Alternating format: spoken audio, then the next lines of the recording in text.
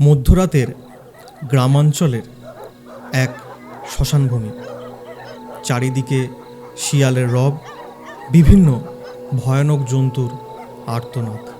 সেই ভয়ঙ্কর পথ টপকে চলেছেন এক সন্ন্যাসী ঠাকুর। গন্তব্য শ্মশানের মধ্যে থাকা তার গুরুদেবের কুঠির। দীক্ষা নেওয়ার পর উনি পেয়েছিলেন এক অদ্ভুত দেবী মূর্তিকে, প্রতিষ্ঠা করেছিলেন তার গৃহমন্দিরে। সেই শুনশান গৃহমন্দিরের পাশে প্রতিনিয়ত চলে বেড়াতো এক নূপুরের ধ্বনি। গ্রামের এক বর্গক্ষেত্রী পরিবারে তাদের গৃহবধূ খাঁড়া নিয়ে উলঙ্গ অবস্থায় নৃত্য করছিলেন এবং বলছিলেন সেই সন্ন্যাসীর কথা। আজকে আমি বলবো শাক্ত এবং বৈষ্ণবের এক অপূর্ব আশ্চর্য গাথা, এক কাহিনী যেখানে অদ্ভুত দেবী মূর্তি রয়েছে, অদ্ভুত সাধনার ইতিহাস। নমস্কার, আমি দেবজ্যোতি, আর আপনারা আমাকে অন্যভাবে দেখেছেন। আজকে আমি অন্যভাবে আপনাদেরকে শোনাবো আমাদের সবুজ কালী মায়ের ইতিহাস এবং সবুজ কালী মাকে কিভাবে আমার দাদু প্রতিষ্ঠা করেছিলেন, কিভাবে সাধনা করেছিলেন এবং সেই সময়ের যে অদ্ভুত, যে ভয়ঙ্কর, যে কঠিন শ্মশান ক্রিয়া, শ্মশান সাধনা এবং তার যে সাধনার ইতিহাস, সেগুলোকেই আপনাদের কাছে শোনাবো। চলুন।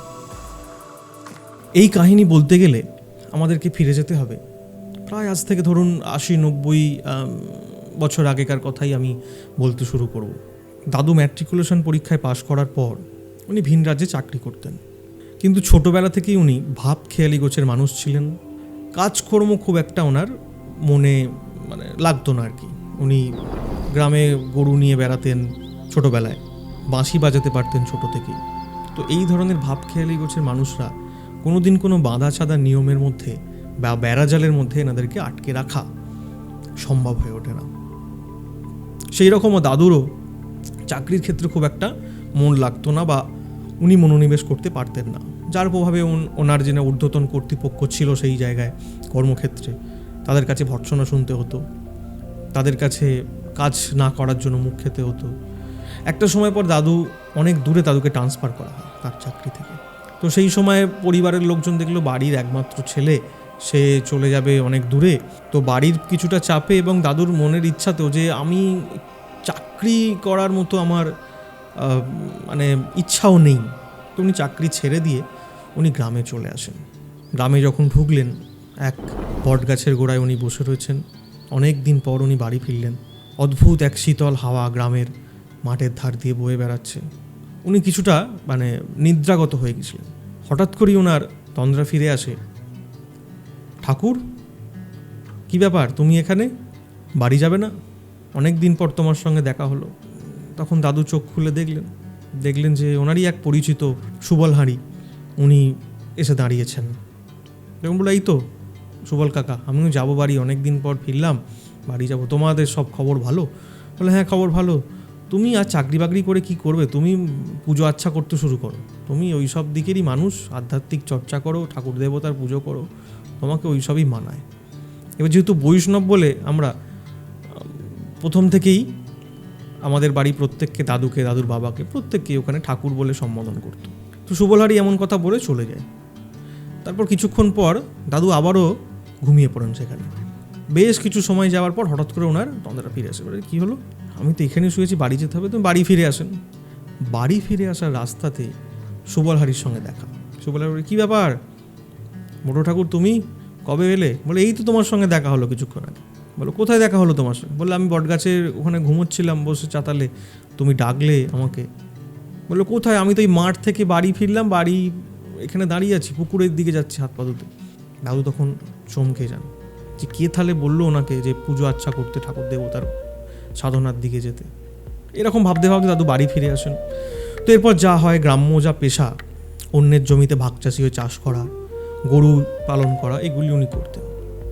আমাদের একটি যে শ্মশান রয়েছে আমাদের গ্রামাঞ্চলে, সেই শ্মশানটার যদি বর্ণনা দিই, সেটি হচ্ছে চারিদিকটা হচ্ছে চাষের জমি আর মাঝখানটা হচ্ছে জঙ্গল, জঙ্গলের মধ্যে শ্মশান। অর্থাৎ গ্রামবাসতি জনবসতি থেকে বেশ কিছুটা দূরে চারিদিকটা চাষের জমি, মাঝখানে জঙ্গল, গভীর জঙ্গল। এখন জঙ্গল অনেকটা কমে এসেছে, কিন্তু তা হলেও জঙ্গল আছে। তো সেই জঙ্গলে মানে চাষবাস যারা করতো তারা ওই অবসর সময় জঙ্গলে গাছের ছাওয়ায়, তারা ভেতরে ঢুকতো না খুব একটা, সামনে পুকুর পাড়, সেখানে ছাওয়ায় বসে একটু রেস্ট নিত, একটু জল টল খাওয়া দাওয়া করতো, বা ওখানে বসে একটু জিরিয়ে নিত আর কি। দাদুও তাই করতেন, গরু বেঁধে দিতেন ওই সবুজ ঘাসের মধ্যে, বেঁধে দিয়ে ওখানে ওই শ্মশানে বসে উনি বাঁশি বাজাতেন। প্রথমেই বললাম যে দাদু প্রথম থেকে বাঁশি বাজাতে পারতেন। তো বাঁশি বা সঙ্গীত সাধনার একটা অন্যতম মাধ্যম। সঙ্গীতের মাধ্যমে ঈশ্বরের কাছে খুব দ্রুত পৌঁছে যাওয়া যায়। তো সেরকমই দাদু আস্তে আস্তে সঙ্গীত চর্চা করতে করতে করতে করতে বাঁশির মাধ্যম দিয়ে উনি আধ্যাত্মিক একটা চেতনা ওনার মধ্যে আসতে শুরু করে বেশ কিছুদিন ধরে। দাদুর বাড়ির লোক অর্থাৎ দাদুর বাবা মা দেখতে পান যে ছেলের মধ্যে একটা অদ্ভুত পরিবর্তন দেখতে পাচ্ছি, সবসময় একা গিয়ে বসে আছে শ্মশানে। তো এরকম অদ্ভুত সিচুয়েশন একটা তৈরি হয়। দাদুর মনে হঠাৎ করে হয় যে আমাকে একটা গুরু করতে হবে, গুরু খুঁজতে হবে এবং দীক্ষা নিতে হবে, দীক্ষা নিয়ে সাধনা করতে হবে। এবং তার সঙ্গে সঙ্গে ওই যে ঘুমের মধ্যে যে সুবলহারীকে দেখে স্বপ্ন দেখেছিলেন না, আদেও কেউ রূপ ধরে এসে বলেছিলেন যে সাধনা করতে, পুজো পাঠ করতে, সেই কথাটাও দাদুকে কুড়ে কুড়ে খেত সেই সময় থেকে। তারপর দাদু গুরু খুঁজতে থাকছেন, কিন্তু সেই অর্থে কাউকে মনে ওনার লাগছে না, বা খুব একটা যে কাউকে পছন্দ হচ্ছে তা নয়। শাস্ত্রে বলা হচ্ছে গুরু সবসময় নির্বাচন করা থাকে এবং শিষ্য নির্বাচন করা থাকে, যে এই জন্মে ইনি হচ্ছেন এনার গুরু হবে বা ইনি এনার শিষ্য হবে। তো দাদু একদিন গরু নিয়ে গেছে মাঠে, গরুর যে খোঁটা হয় সেই খোঁটাটা মাঠে পুঁতছেন মুগুর দিয়ে উবু হয়ে বসে। হঠাৎ করে পিছন দিক থেকে দাদুর নাম ধরে এক ডাকেন, বটকৃষ্ণ। দাদু তখন পিছন ঘুরে তাকান, তাকিয়ে দেখেন এক সাদা বস্ত্র পরিহিত সন্ন্যাসী দাঁড়িয়ে রয়েছে। অপূর্ব তার দৈবিক যে আধ্যাত্মিক জ্যোতি, অপূর্ব। দাদু ওই অপূর্ব আধ্যাত্মিক জ্যোতির কাছে কথাই বলতে পারেন, উনি হাঁ করে শুধু দেখছিলেন ওই দৈব পুরুষকে। তার সাদা জটা, দাড়ি, সাদা বস্ত্র, পায়ে খড়ম, হাতে কমণ্ডলু নিয়ে দাঁড়িয়ে রয়েছেন। দাদুকে উনি মৃদু হেসে বলেন যে তোমার আজকে দীক্ষা হবে, আমি তোমাকে দীক্ষা প্রদান করব। আজকে রাতে শ্মশানে আমার কুঠিরে অমুক সময়ে তুমি আমার সঙ্গে, অমুক প্রহরে আমার সঙ্গে এসে দেখা করবে। যাও, বাড়ি থেকে অনুমতি নিয়ে এসো। বলে সেই সন্ন্যাসী জঙ্গলের মধ্যে ঢুকে পড়েন শ্মশানে। দাদুর মুহূর্তে কিছুটা পরে ওনার জ্ঞান ফিরে আসে। জ্ঞান ফিরে আসে মানে উনি হতভম্ব হয়ে গিয়েছিলেন, ওনার সামনে কোনো কথাই বলতে পারেননি। বলে যে এই শ্মশানের মধ্যে কোনো সাধক এসে রয়েছেন, তার কুঠির আছে, আমরা জানি না, আমরা গ্রামের ছেলে, আমরা দিনরাত এখানে আসছি। কিন্তু এই যে প্রশ্নগুলো দাদুর মনে তৎক্ষণাৎ তার থেকেও বেশি আনন্দ হয়েছিল যে আমি তো গুরু খুঁজছিলাম, কেউ আমাকে দীক্ষা দেবেন বলেছে। এই আনন্দে উনি ওই গরু মাঠে বেঁধে দিয়ে উনি বাড়িতে চলে আসেন। বাড়িতে এসে দাদুর মা বাবাকে বলেন এই ঘটনা। প্রথমে ওনারা একটু অমত করলেও, কিন্তু তৎকালীন সময়ে একটা তো কুসংস্কার, একটা গোঁড়ামি ছিল যে কোনো এক সন্ন্যাসী বলেছে ছেলেকে যেতে, যদি না যেতে দিই, যদি কিছু অমঙ্গল করে দেয়। এক প্রকার ভয়ে, এক প্রকার ছেলের অনুরোধেই দাদুর বাবা মা মেনে নেন যে ঠিক আছে তুমি যাও, দীক্ষা নাও, তোমার যদি এই পথই তোমার শ্রেয় বলে মনে করো তুমি তাই করো। তো দাদু তো মনের আনন্দে একদম সন্ধ্যা হতেই যে প্রহর বলেছিলেন সেই প্রহরে উনি শ্মশানের দিকে চলেছেন। চারিদিক অন্ধকার, ঝিঁঝি পোকার ডাক, মাঠের আলের পাশ দিয়ে কেউটে সাপের গর্জন, বোড়া সাপের গর্জন, শিয়ালের ডাক এবং ওই জঙ্গল থেকে ভেসে আসা হায়না এবং বিভিন্ন রকম জন্তুদের আর্তনাদ। সেই ভয়ঙ্কর পরিস্থিতির মধ্যে দিয়ে দাদু চলেছেন ওই মাঠ টপকে ওই জঙ্গলের উদ্দেশ্যে, শ্মশানের উদ্দেশ্যে। শ্মশানে যখন প্রবেশ করলেন, গিয়ে দেখেন যে নিম গাছের গোড়ায় এক কুঠিরের সামনে বসে রয়েছেন সেই সাধক, এক অদ্ভুত মায়াবী পরিবেশের মধ্যে। দাদুকে দেখেই সন্ন্যাসী বলেন, এসে গেছো, যাও ওই পুকুরে ডুব দিয়ে এসো। দাদু পুকুরে, শ্মশানের পাশে পুকুর, সেই পুকুরটি আজও বর্তমান। এবং যে কুঠিরের পাশে যে নিম গাছ, সেই নিম গাছ বলা হয় 500 বছরের বেশি পুরনো, সেই নিম গাছও আজও আছে। এবং দাদু ওনার কাছে যান এবং উনি দীক্ষা প্রদান করেন। তারপর আস্তে আস্তে দাদু সম্পূর্ণ তন্ত্র সাধনা, শ্মশান সাধনার দিকে নিজেকে মনোনিবেশ করেন। এরপর দাদু প্রায় শ্মশানে চলে যেতেন, তন্ত্র সাধনা করতেন এবং সেই সন্ন্যাসীর বলে দেওয়া বা শেখানো জিনিস উনি সাধনা করতে শুরু করলেন। এমন সময় বেশ কিছুদিন যাওয়ার পর, বেশ কিছু মাস যাওয়ার পর দাদুর বাবা মা দেখছেন যে সন্ধ্যা হলেই, রাত হলেই ছেলে বাড়ি থেকে বেরিয়ে যাচ্ছে, ভোর রাত্রে শ্মশানের কালিঝুলি মেঘে বাড়ি ফিরছে। তো ভাবগতিক ভালো নয়। তখন দাদুর বাবা মা ঠিক করেন যে ছেলের একটা বিবাহ দিয়ে দেওয়া দরকার। সংসারের টান যদি বেঁধে দেওয়া যায় তাহলে ছেলে শ্মশানচারী হবে না। তাদের মনের মধ্যে ভয় ছিল, বাবা মা তো, যে ছেলে যদি শ্মশানচারী হয়ে যায়, বাড়ি থেকে চলে যায়, সন্ন্যাসী হয়ে যায়। সেই ভয়েতেই এক প্রকার জোর করেই দাদুর বিয়ের ব্যবস্থা করেন। তো দাদুর বিয়ে হয় আমার ঠাকুমার সঙ্গে, আঙুরমালা দেবীর সঙ্গে। দাদুর বিয়ের পরেও ঠাকুমা কিন্তু ওই কথায় আছে না, যেমন হাঁড়ি তেমন সরা, ঠাকুমাও ঠিক দাদুর ওই সহযোগী হয়ে উঠলেন। অর্থাৎ ঠাকুমাকে বুঝিয়ে সুঝিয়ে দাদু রাত হলেই মাঝে মধ্যেই বেরিয়ে পড়তেন শ্মশান সাধনার উদ্দেশ্যে। মানে উনি ওনার সাধনা কিন্তু ওনার জারি রইল, উনি শ্মশানে চলে যেতেন, সাধনা করতেন। কিন্তু যা হয়, একটা সংসারের মধ্যে ঢুকে গেলে একটা বাধ্যবাধকতা তো এসে যায়। দাদু নিয়মিত আর শ্মশানে যেতে পারতেন না বিভিন্ন কারণে। উনি কি করলেন, বাড়িতেই লুকিয়ে শোবার ঘরের মধ্যে ঘটে এবং যন্ত্রে মায়ের সাধনা করতে আরম্ভ করলেন। রাত হলে দরজা বন্ধ করে লুকিয়ে ওই ঘটে যন্ত্রে গুচ্ছ এবং গুপ্তভাবে নিজের সাধনা শুরু করলেন। বেশ কিছুদিন যাওয়ার পর, বেশ কিছু মাস, বেশ কিছু বছর যাওয়ার পর দাদু একদিন স্বপ্নাদৃষ্ট হন। স্বপ্নে কোনো এক দৈবিক নারী দাদুকে বলছেন যে, বটকৃষ্ণ, তুমি আর কতদিন ঘটে এবং যন্ত্রে মায়ের পূজা করবে, আমার পূজা করবে? তুমি আমাকে মূর্তিরূপে বাড়িতে প্রতিষ্ঠা করো, আমি তোমার বাড়িতে মূর্তিরূপে পূজা পেতে চাই। তখন দাদু পরের দিন সকালে এই কথা যখন সবাইকে জানায়, সবাই তো রে রে করে ওঠে।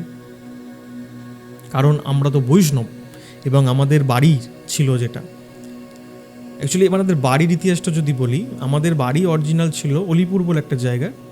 সেখানে আমাদের মানে জমিদারের যে পরের স্টেপটা হয়, ওই নায়েবি বা এই ধরনের একটা ভাগ জমিদার এরকম টাইপের একটা ব্যাপার ছিল।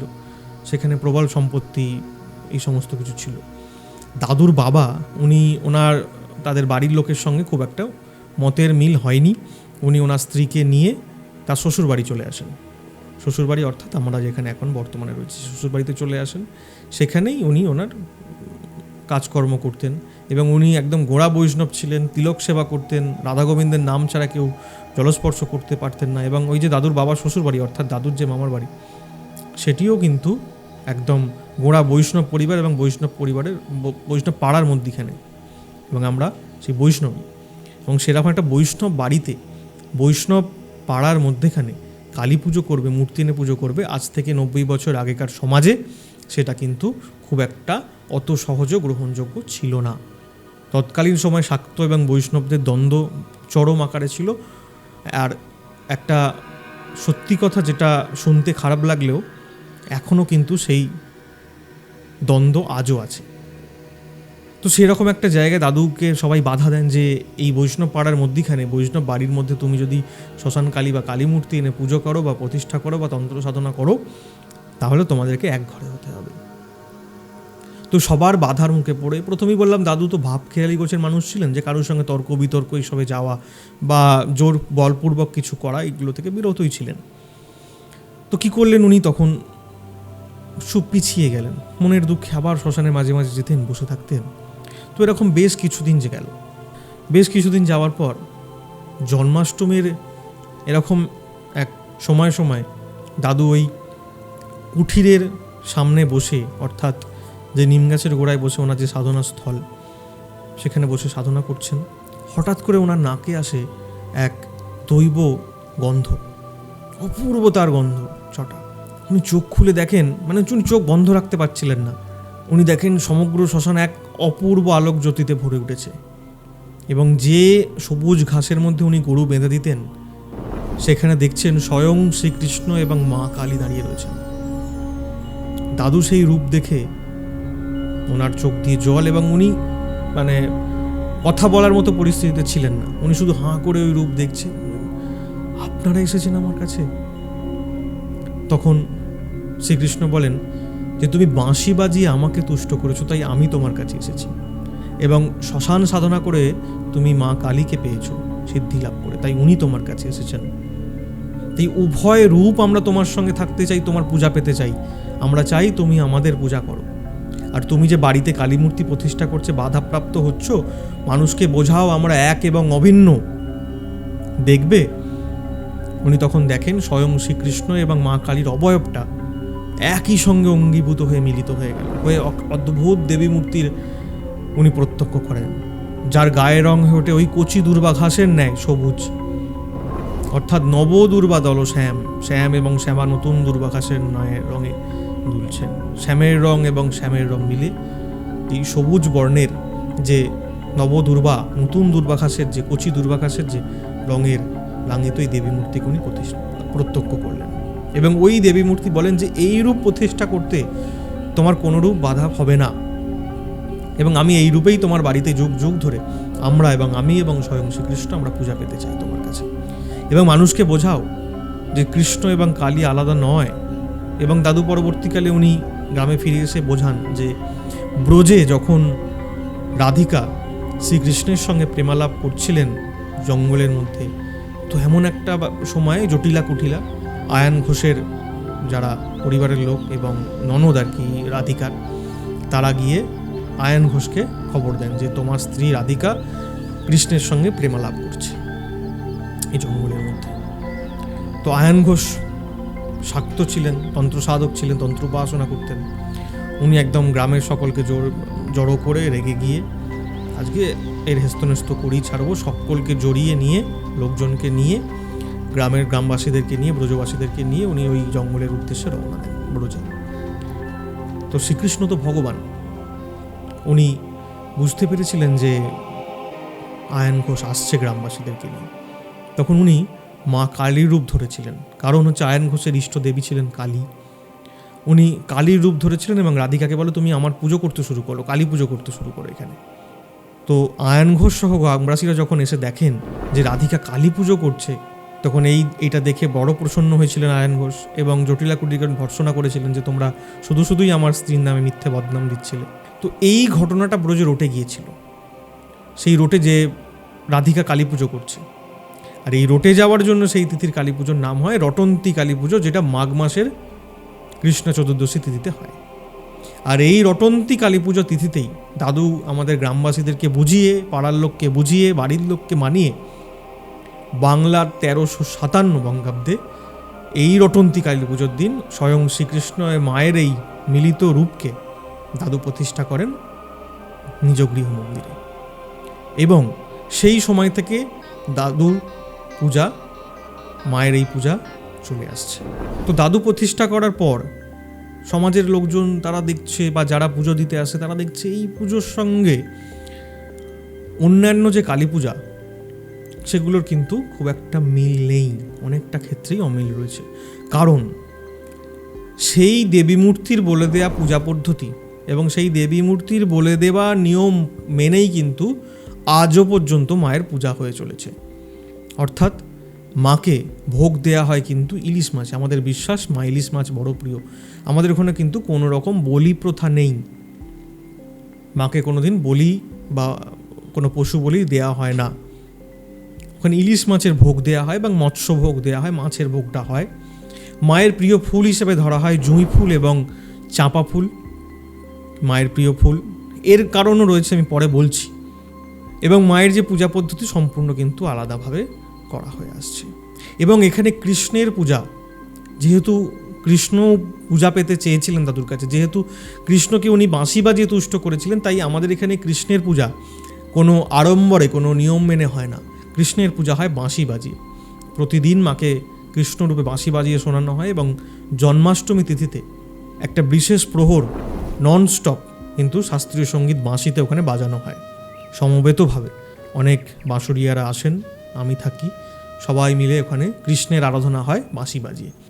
তো এইভাবে মায়ের পূজা চলে আসছে। এবং মায়ের যে প্রিয় ফুল এবং জুঁই এবং যে চাঁপা, এরও কারণ আছে।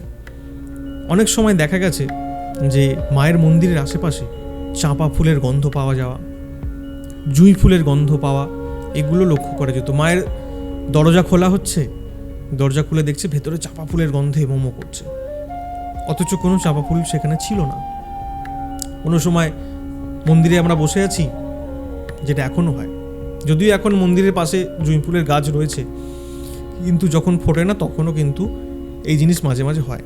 মন্দিরের ভেতরে জুঁই ফুলের গন্ধে মোমো করে ভরে ওঠে। এমনও অনেক সময় হয়েছে, বর্তমানের ঘটনা বলি, যে কেউ হয়তো মাকে মন দিয়ে ডাকছেন বা কোনো সমস্যায় পড়েছেন, মাকে আকুতি মিনতিভাবে জানাচ্ছেন যাতে এই সমস্যাটা থেকে উদ্ধার হয়ে যায়। মা ঠিক জানান দেয় যে আমি আছি তোমার উপরে। তার আশেপাশের মধ্যে সেই মায়ের যে দৈবিক গন্ধ, জুঁই ফুলের গন্ধ বা মন্দিরের যে গন্ধ আমাদের, সেই গন্ধ কিন্তু তারা অনুভব করতে পারে। এই প্রসঙ্গে একটা ছোট ঘটনা বলি। একজন মন্দিরেরই ভক্ত, তার বাড়িতে, সে আইটি সেক্টরে চাকরি করে, তার খুব প্রবলেম হয়েছে, বসের থেকে খুব সমস্যার মধ্যে পড়েছে, পরের দিনে কোনো একটা প্রেজেন্টেশন দিতে হবে, সে খুব প্রেসারে পড়েছে। তো তার ব্যালকনিতে দাঁড়িয়ে ভাবছে যে মা, আমার এরকম পরিস্থিতি কেন হচ্ছে, তুমি আমাকে এই উদ্ধার করো কালকের দিনটা, নাহলে আমার চাকরি চলে যেতে পারে। বলছে হঠাৎ করেই আমার আশেপাশে, ব্যালকনির মধ্যে আশেপাশে ঠিক যেভাবে ওই সবুজকালী মায়ের গর্ভগৃহের যে একটা গন্ধ, একটা ফুলের গন্ধ, ধূপের সাথে যে গন্ধ, সেই গন্ধটা আমি ওখানে অনুভব করি হঠাৎ করে। বলছে আমি চমকে যাই, আমার স্ত্রীকেও সেখানে ডেকে নিয়ে আসি, নিয়ে এসে দেখি যে তুমি কিছু গন্ধ পাচ্ছ? বলছে হ্যাঁ, এটা তো সেই মন্দিরের মতো একটা কেমন গন্ধ বেরোচ্ছে। এইভাবেই মা প্রত্যেককে জানান দেয় যারা মন থেকে ডাকেন যে আমি আছি তোমাদের কাছে, বা তোমাদের সঙ্গে আমরা আছি, আমাদের কোনো রকম কোনো ভয়ের জায়গা নেই।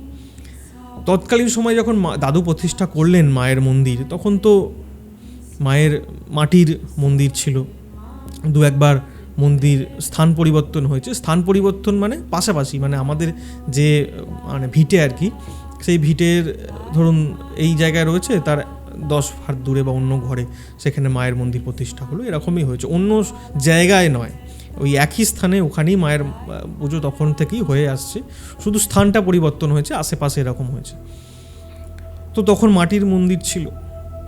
তো কয়েকটা ঘটনা বলি, তখনকার সময়ের কয়েকটা অলৌকিক ঘটনা, মায়ের যে লীলার কাহিনী, সেগুলো কিন্তু আমি খুব একটা বলি না, কিন্তু আজকে যেহেতু পুরোটাই মায়ের কথা বলছি, পুরোটাই মায়ের আলোচনা হচ্ছে, তো মায়ের কটা অলৌকিক ঘটনা শোনাই আপনাদেরকে।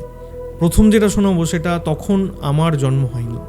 তো মায়ের যে মন্দির, তখন ওই দরমার বেড়া দেওয়ার দরজা, তো সেই দিন বাড়িতে কেউ ছিলেন না, কোনো একটা অনুষ্ঠানে সবাই প্রত্যেকে রাত্রে অন্য কোথাও গিয়েছিলেন। পরদিন সকালবেলা যখন মায়ের মন্দিরে আসেন, মন্দির খোলার জন্য সবাই বাড়ির লোক, আমাদের বাড়ির লোকেরা আসেন, দেখেন মায়ের যে মূল দরজা সেটা কিন্তু খোলা অবস্থায় রয়েছে। তখন মুহূর্তেই সবার মনে হলো যে তো চুরি হয়ে গেছে, মায়ের মন্দিরে ডাকাতি হয়েছে। ভেতরে ঢুকে দেখে মায়ের কোনো গায়ে সমস্ত রকম গহনাগুলো রয়েছে, কেউ গায়ে হাত দিতে পারেনি।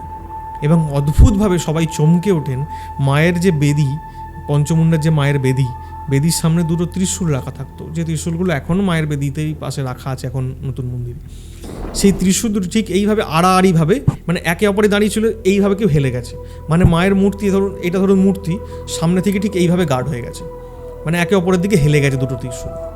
মানে বোঝাই যাচ্ছে যখন ওই চোরের দল যখন মায়ের গা থেকে ওই গহনা খুলতে গিয়েছিল, অলৌকিকভাবে সেই ত্রিশূল দুটি একে অপরের দিকে হেলে যায়।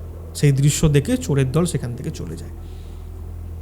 এবং সেই ত্রিশূলগুলি অনেক গ্রামবাসীরা তখন সেই সময় দেখতে আসেন যে মায়ের এই লীলা, যে মায়ের গায়ে কিন্তু সেরা দুর্বৃত্তরা স্পর্শ করতে পারেনি। আরও একটা কথা বলি, পুরনো মন্দিরের ঘটনা। আমাদের ওখানে এটা কিছু অঞ্চল ভিত্তিক এরকম হয়েছিল, প্রচণ্ড শিলাবৃষ্টি হয়েছিল 2003-4 এরকম সময়, 2-3-4 এরকম সময়ের মধ্যে প্রচণ্ড শিলাবৃষ্টি, মানে গাছের পাতা পর্যন্ত অবশিষ্ট ছিল না, এত বড় বড়, মানে আধখানা ইট, গোটা ইটের আধখানা করলে যেরকম সাইজ হয় ওই রকম সাইজের বড় বড় পর্যন্ত শিল হয়েছিল এক একটা সময়, মানে বেশ বড় বড় শিল, এরকম মানে একদম ইটের সাইজের শিল, পাথরের সাইজের শিল হয়েছিল, যার কারণে কোনো মাটির বাড়ি, টালির ছাউনি কোনো অবশিষ্ট ছিল না কারু। গাছের সেই ওই মানে ওই ক্ষতচিহ্ন পুরনো কোনো গাছে এখনও আছে, যে একদম গর্ত গর্ত হয়ে গেছিলো গাছ, মানে কোনো গাছের পাতা ছিল না, কোনো যাদের টালির বাড়ি, মাটির চাল, খড়ের চাল কিচ্ছু অবশিষ্ট ছিল না। মানে কয়েক মুহূর্তের, কয়েক মিনিটের এই শিলাবৃষ্টি হয়েছিল। আর মায়ের মাথার ওপর, মানে মায়ের মন্দিরে যে মাটির মন্দির ছিল তার মাথার ওপরে ছিল পেটো খোলা যে হয় না, সেই পেটো খোলার ছাউনি। অত বড় বড় শিল হলো সেগুলো তো থাকা অবশ্য, এরকম ছোটো ছোটো খোলামকুচির মতো হয়ে গেছিলো। কিন্তু অদ্ভুতভাবে সবাই যখন ওই রকম পরিস্থিতি, সবাই বাঁচার জন্য ছুটে আসছে, যখন ওই ঝড় বৃষ্টি থামলো, সবাই দেখছে মায়ের মূর্তি তো আর কিচ্ছু অবশিষ্ট নেই, সবাই কাঁদতে কাঁদতে মন্দিরে যাচ্ছে। মন্দিরে গিয়ে দেখে যে মায়ের গায়ে ওই ইটের টুকরো তো বা শিলের টুকরো তো দূরের কথা, এক ফোঁটা জলও পড়েনি। মায়ের তো মাটির মূর্তি, সেই মূর্তিটা আজও আছে। ওই যে মূর্তিটা ওরকম হয়েছিল, সেই মূর্তিটা আজও আছে এখনও আমাদের মন্দিরে, সেই মূর্তিটাই এখনও বিরাজমান। মায়ের গায়ে এক ফোঁটাও জলস্পর্শ হয়নি, কারণ জল হলে মাটির মূর্তি তো ক্ষতিগ্রস্ত হতোই। এবং ওই মায়ের মাথার ওপর কিচ্ছু নেই, এক ফোঁটা কোনো খোলামের কুঁচো, কোনো শিলের দাগ বা কোনো বৃষ্টির ফোঁটা পর্যন্ত পড়েনি। এইরকম ছিল মায়ের তৎকালীন সময় লীলা।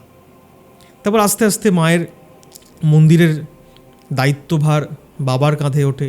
বাবা দাদুর সঙ্গে সঙ্গে বাবাও সাধনা করতে শুরু করেন। আবার আমাদের বংশের সঙ্গে জড়িয়ে পড়ে তন্ত্রের এক শক্তিশালী অধ্যায়। দাদু যখন বাবাকে আস্তে আস্তে হাত ধরে উনি ওনার এই সাধনার দিকে নিয়ে আসছেন, পইতে হয়েছে 9 বছর বয়সে বাবার। তারপরে উনি আস্তে আস্তে সাধনা করবেন এরকম চিন্তা ভাবনা করেন। কিন্তু সংসার বড়, আমার বাবা বড় ছেলে, সংসারের দায়িত্বটাও বাবার ঘাড়ে গিয়ে পড়ে। তো একটা অভাবের তাড়নাতেই বাবাকেও তার পেশা বিভিন্ন রকমভাবে বিভিন্ন কাজ, বিভিন্ন পেশার সঙ্গে যুক্ত থাকতে হয়েছে প্রথম জীবনে। কিন্তু উনি এসে দাদুর কাছে আবার বসে বিভিন্ন কিছু শেখা বা তন্ত্র চর্চা করা, এগুলো উনি করতেন। তারপর ওনার দীক্ষা হয়। ওই যে বলেছিলাম প্রথমেই যে কে কার গুরু হবে, কে কার কোন পরম্পরায় ঢুকবে, এটা একদম জন্মের সময় থেকে নির্ধারণ করা থাকে। বাবা যুক্ত হয়ে পড়েন তন্ত্রের সবথেকে শক্তিশালী যে পরম্পরা, সাধক বামাখ্যাপার পরম্পরায়। অর্থাৎ বাবার যিনি গুরুদেব, বোধানন্দপুরীর গুরুদেব হচ্ছেন মহাত্মা মণিমোহন গোস্বামী, যিনি বসিরহাটের তারাখ্যাপা নামে প্রখ্যাত। তিনি ছিলেন সাধক বামাখ্যাপার অত্যন্ত প্রিয় এবং বলিষ্ঠ শিষ্য মণি গোস্বামী, যেনাকে বসিরহাটের তারাখ্যাপা বলে পরিচিত ছিলেন। অর্থাৎ বাবার গুরু হচ্ছেন বোধানন্দপুরী, পরম গুরু হচ্ছেন মহাত্মা মণিমোহন গোস্বামী বসিরহাটের তারাখ্যাপা, এবং পরাপর গুরুদেব হচ্ছেন স্বয়ং বামাখ্যাপা। অর্থাৎ বামাখ্যাপা, মণিমোহন গোসাই, বোধানন্দপুরী, তারপরই হচ্ছেন আমার বাবা। তো সেই সূত্র ধরে ওই ঘরানার অনেক কিছু সামগ্রী, অনেক কিছু জিনিস, অনেক কিছু বিদ্যা উনি লাভ করেন গুরুদাদুর কাছ থেকে। এখানেও কয়েকটা ইন্টারেস্টিং ঘটনা আছে, আপনাদের শোনাই তাহলে। বাবা যখন এই গুরুদেবের সন্ধান পান, এই গুরুদেবের পরিচয় বলি, অর্থাৎ বোধানন্দপুরী পরিচয়টা একটু জানাই আপনাদের।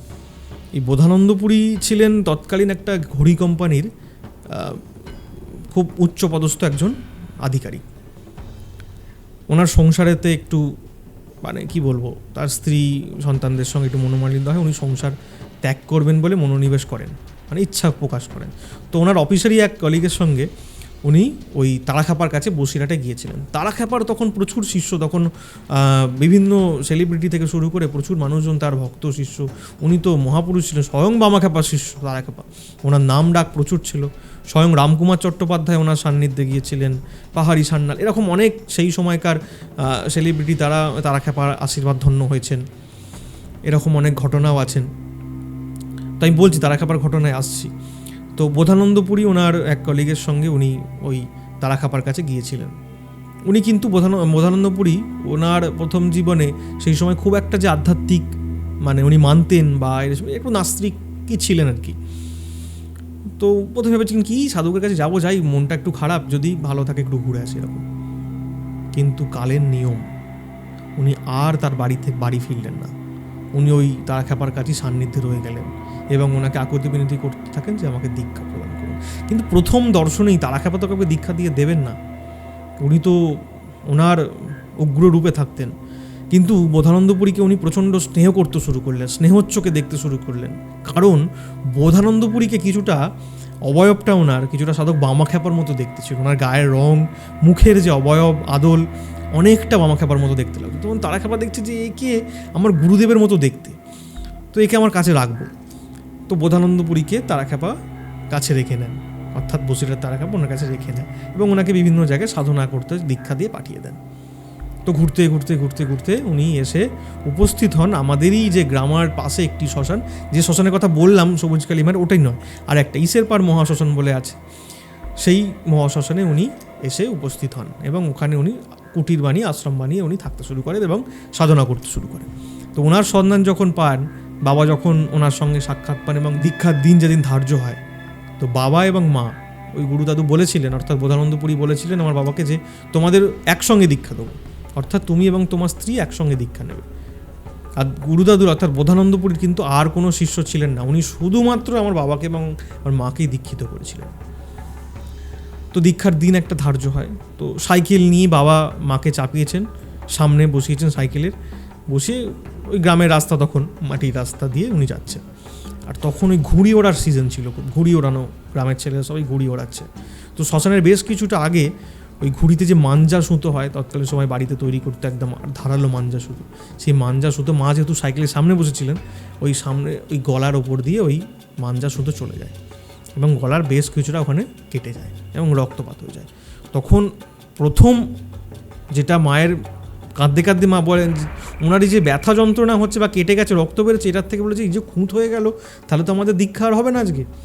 এই চিন্তা করতে করতে বাবা মাকে বলেন, ঠিক আছে শান্ত হও, ওটাকে চেপে ধরো তুমি শাড়ির আঁচল দিয়ে, আমরা গুরু আশ্রমে যাই। উনি কি বলেন, বলে উনি হেঁটে হেঁটে কাছে এসে গিয়েছিলেন শ্মশানের কুঠিরে।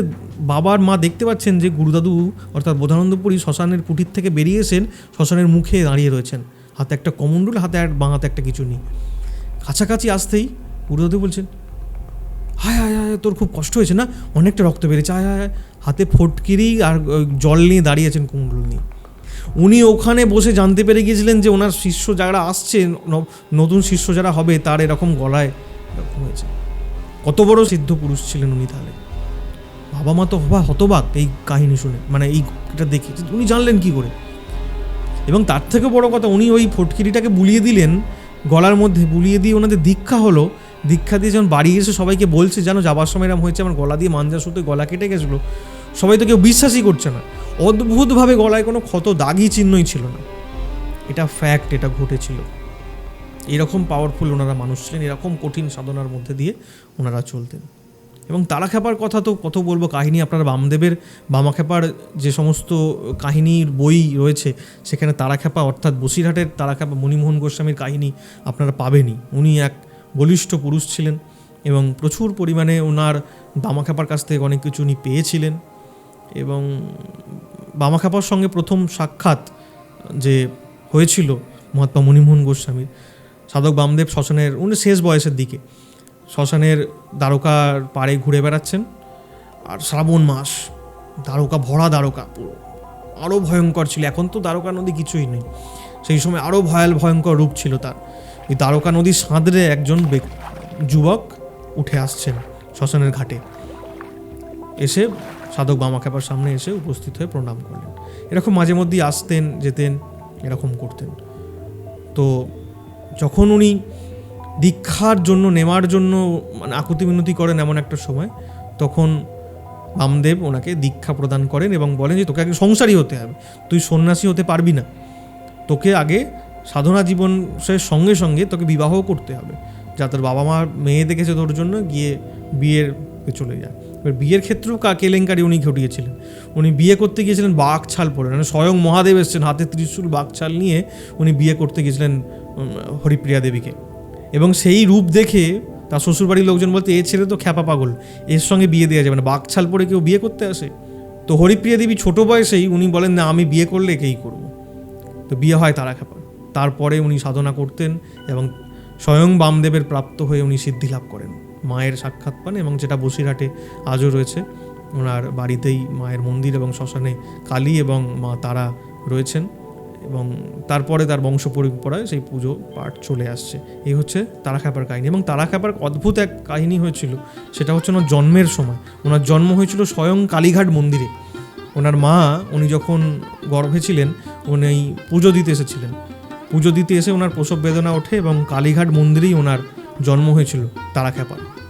এবার একবার সময় দক্ষিণেশ্বরে ঠাকুরের কাছে, শ্রীরামকৃষ্ণের কাছে তারাখ্যাপাকে ছোটো অবস্থায় নিয়ে গিয়েছিলেন তার বাবা মা। ঠাকুর ওনার মাথায় হাত দিয়ে বলেছিলেন, এ ছেলে একদিন সাধক হবে, এ ছেলে একদিন সাধনা করবে। তো এই পরম্পরায় আমাদের সঙ্গে যুক্ত হয়ে যায় সেই সাধক বামাখ্যাপার পরম্পরা। সেই সময় থেকেই মায়ের পুজো আস্তে আস্তে চলে আসছে। বাবার কাঁধে বাবা ওই দীক্ষা নেওয়ার পর সাধনা করেন এবং বিভিন্ন সময় সাধনা করার পর বিভিন্ন মানুষের কাজে উনি নিজেকে নিয়োজিত করেন। আস্তে আস্তে সেই জায়গা থেকে দাঁড়িয়ে মন্দিরের দায়ভার, মন্দিরের এই গুরু দায়িত্ব সেটা আমার মাথায় আসে। আমি সেটাকে মাথা পেতে আমার দাদুকে আমি ওনাকে দেখিনি, আমার জন্মের বহুকাল পূর্বেই উনি চলে গেছেন। উনি আজকে সেই আশীর্বাদ আমাকে করেছেন। আজকে বাবার সঙ্গে সঙ্গে সেই মন্দিরের দায়িত্ব আমার উপর এসে পড়েছে। বর্তমানে আমি সবুজকালী মায়ের মন্দিরের বর্তমান পীঠাধীশ এবং বাবা হচ্ছেন পীঠাধিপতি।